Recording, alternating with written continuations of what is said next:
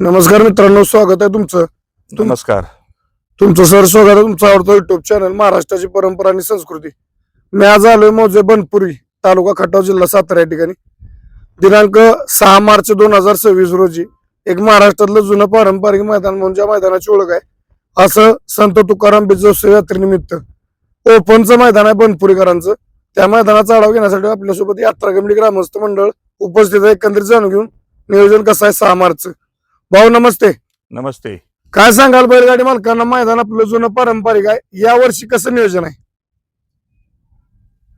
आमचे संत श्री तुकाराम महाराज यात्रेनिमित्त 43व्या वर्षाचं मैदान आहे आणि यात्रेनिमित्त असल्यामुळं निष्पक्ष असं मैदान असतंय. कुठलं पक्षपाती नसते, कुठले गावातले वगैरे कोणाचं हे असं पक्ष वगैरे काय नसतोय आणि रिसर्च सगळी बक्षीस दिली जाते. गाडी किती आल्या, कमी आल्या, जास्त आल्या, सगळी बक्षीस दिली जाते. ती कुठले बक्षीस पेंडिंग ठेवत नाही आम्ही.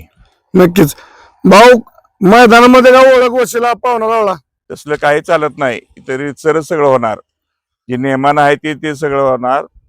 ओळख वशिला पाहुणे पै वगैरे तसलं मैदानात नाही. ते काय असेल ते आपल्या घरी पाहुणे पै, इथं यात्रेच्या मैदानात नाही. बरं भाऊ, मैदान अखिल भारतीय बैलगाडी संघटने नियमानुसार होणार का? त्या नियमानुसारच होणार. बरं, गाडी कमी जास्त आली बक्षीस सगळी दिली जाणार का? सगळी बक्षीस दिली जाणार. गाडी कमी आली, जास्त आली तर सगळी बक्षीस दिली जाणार. बरं भाऊ, काय सांगाल थोडक्यात, एक यात्रेचं पारंपरिक मैदान वर्षातनं बनपुरीचं एकच मैदान असते, हा एकच असते. काय सांगाल त्याबद्दल? कारण यात्रा चालू आहे आता, यात्रेचं पारंपरिक मैदान किती वर्षाची परंपरा आपली भाऊ? आपली 43 वर्षाची परंपरा आहे बर. आणि यात्रेचं मैदान असल्यामुळं एकच मैदान आमचं वर्षातनं भरतं आणि फाट्या वगैरे चांगल्या समान फाट्या आहेत. त्या फाट्याबद्दल अजून माहिती देतीलच आपल्याला. नक्कीच. आणि जास्तीत जास्त बैलगाडी मालकांनी नोंद करून घ्यावी आणि आम्हाला क्वार्टर फायनल सुद्धा आम्ही ठेवणार आहे. बर. आमचं ते जाहिरातमध्ये छापायचं राहून गेलेलं आहे. बर. क्वार्टर फायनल वगैरे देणार आहे. सन्मानासाठी ढाली सुद्धा देणार आहे आम्ही. मित्रांनो, प्रत्येक वर्षी आयोजन नियोजन चांगलं असतंय बनपुरी ग्रामस्थांचं, यात्रा कमिटीचं. कारण मैदान वर्षातलं एकच असतं यांचं यात्रेचं मैदान, त्यामुळं या मैदानामध्ये कुठली पार्सलिटी ओळख वशील नसतो. गाडी कमी उद्या जास्त उद्या बक्षीस रिसर असतात.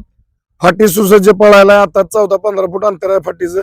पल्ला पण व्यवस्थित असतो आणि महत्वाचा रान चांगला आहे, पळाय पुढच्या बाजूला काय अडचण नाही. आता मैदानासंदर्भात आपण जाणून घेऊ ग्रामस्थांच्याकडून. नमस्कार. नमस्कार.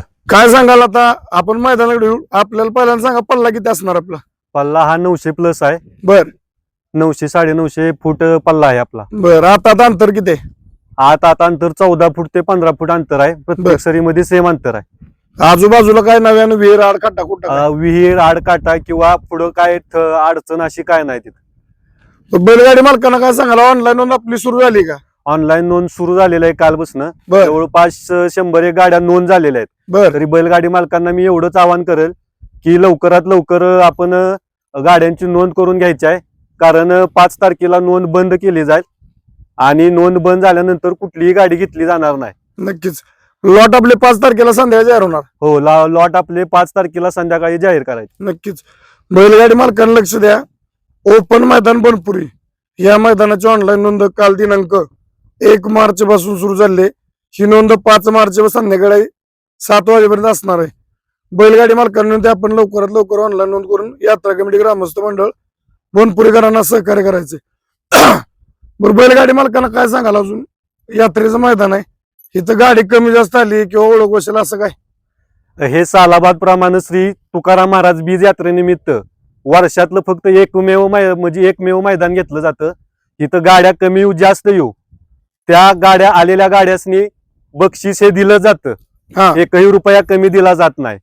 बक्षिसाचं कसं नियोजन आहे ते तुम्हाला सांगतो. प्रथम क्रमांकाचं बक्षीस आहे 1,11,111 रुपये. कैलासवासी ज्ञानदेव रामचंद्र गुरव यांच्या स्मरणार्थ श्री सचिन शेठ गुरव यांच्यातर्फे देण्यात येणार आहे. द्वितीय क्रमांकाचं बक्षीस आहे 77,777 रुपये. हे बक्षीस यात्रा कमिटी देणार आहे. तृतीय क्रमांकाचं बक्षीस आहे 55,555 रुपये. हे सुद्धा यात्रा कमिटीकडून बक्षीस आहे. चतुर्थ क्रमांकाचं बक्षीस आहे 44,444 रुपये. यात्रा कमिटी तृतीय पंचम क्रमांकाचं बक्षीस आहे 33,333 रुपये. ते सुद्धा यात्रा कमिटीकडून देण्यात येणार आहे. 6व्या क्रमांकाचं बक्षीस आहे 22,222 रुपये यात्रा कमिटीतर्फे देण्यात येणार आहे. आणि 7व्या क्रमांकाचं बक्षीस आहे 11,111 रुपये, तेही यात्रा कमिटीकडून देण्यात येणार आहे. आणि बैलगाडा मालकांचा विचार करून ज्या आकर्षक ढाली आहेत त्या आकर्षक ढाली दोन्ही बैलगाडा मालकांना देण्यात येणार आहे. त्याचं सौजन्य शंकर देवकर यांच्याकडून आहे, त्या ढालीचं सौजन्य. तसेच क्वार्टर फायनल साठी सुद्धा आम्ही क्वार्टर फायनल काढणार आहे. आमच्याकडून चुकून ते हँडवेल मध्ये टाकायचं राहिले, परंतु आता त्याचं आम्ही नियोजन केलेलं आहे आणि क्वार्टर फायनलला सुद्धा आम्ही बक्षीस ठेवणार आहे. नक्कीच. मग क्वार्टर फायनलला बक्षीस आणि ढाली असणार का? क्वार्टर फायनलला बक्षीस फक्त आहे, ढाली नाहीत. नक्कीच. मित्रांनो बघा, यात्रेचे मैदान म्हणले की पहिलं इथे बक्षीस, आणि बक्षीस म्हणलं की त्याच्याबरोबर येतो सन्मान म्हणजे मानाच्या ढाली. तर त्या ठिकाणी बनपुरीकरांचं सुंदर असं आयोजन नियोजन असतं प्रत्येक वर्षी. फाटी सुसज्ज आहे, कसली अडचण नाही. 900+ फूट पल्ला आहे, आतात अंतर 14 फूट आहे. रान प्लेन आहे, काय उराटी नाही, कुठं काय नाही, खड्डा कुठं नाही. आजूबाजूला भरपूर जागा बांधायला आहे, कुठली अडचण नाही. बक्षीस रितसर आहेत, संघटने नियमानुसार मैदान आहे. मानाच्या ढाले आहेत.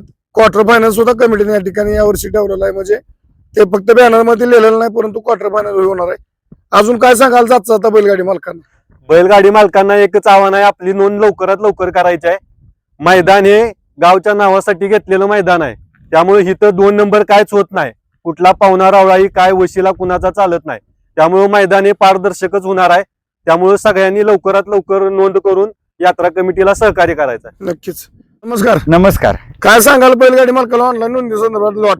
ऑनलाईन नोंदीसाठी बैलगाडी मालकांना एकच विनंती आहे, आमची नोंद 5 तारखेपर्यंत आहे, पण कृपा करून 4 तारखेपर्यंत जास्तीत जास्त नोंद कराव्या. 5 तारखेला असा आहे, आमच्या गावचा रथ असतो, त्यामुळं यात्रा कमिटी रथात जरा गुंतलेली असती आणि रथ असल्यामुळे दिवसभर लाईट नसती.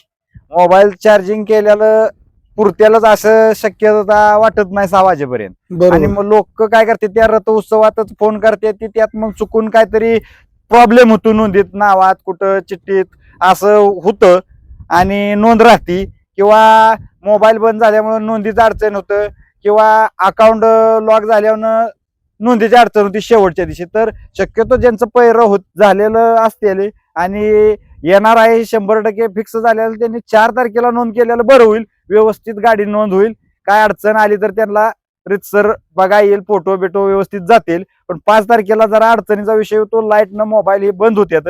तेवढेच एक विनंती आहे बैलगाडी मालकांना की कृपा करून 4 तारखेपर्यंत जास्तीत जास्त नोंद करावी. 5 तारखेला आहेच, पण 4 तारखेला व्हावी, हे आमची ग्रामस्थांच्या वतीनं एक बैलगाडी मालकाला विनंती आहे. नक्कीच. माझी बैलगाडी मालकांना विनंती आहे, काय 5 तारखेचा मुख्य दिवस त्यांचा यात्रेचा रथ असतो, आणि रथ असल्यामुळे गावात जे लाईट असतात, लाईटच्या तारा, रथ असल्यामुळं लाईट बंद असते गावात, कुठं तारेला धक्का वगैरे लागू नये या अनुषंगाने दिवसभर रथ असतो, त्यामुळे मोबाईल लागतील नाही लागतील. माझी बैलगाडी मालकांना ते आपण 4 तारखेपर्यंत होतोय एवढी लवकर नोंद करा. आणि 5 तारखेला लाय लॉट या ठिकाणी संध्याकाळी आपले संध्याकाळी लॉट गावात पाडले जातील. ते तुम्हाला युट्यूबच्या चॅनल लाईव्ह महाराष्ट्राची परंपरा या चॅनलद्वारे जाहीर केले जाते. नक्कीच. माझी बैलगाडी मालकांना ते आपण लवकरात लवकर बनपुरी ओपन मैदानाची ऑनलाईन नोंद करून यात्रा कमिटी ग्रामस्थ मंडळ यांना सहकार्य करा. एवढं बोलताना थांबतो. धन्यवाद. जय हिंद, जय महाराष्ट्र, जय जिजाऊ, जय शिवराय. बाळूमामांच्या नावानं चांगले बोला. पुंडलिक वरदेव हरी विठ्ठल, श्री ज्ञानदेव तुकाराम, पंढरनाथ भगवान की जय. माऊली ज्ञानेश्वर महाराज की जय. जगद्गुरु संत तुकाराम महाराज की जय.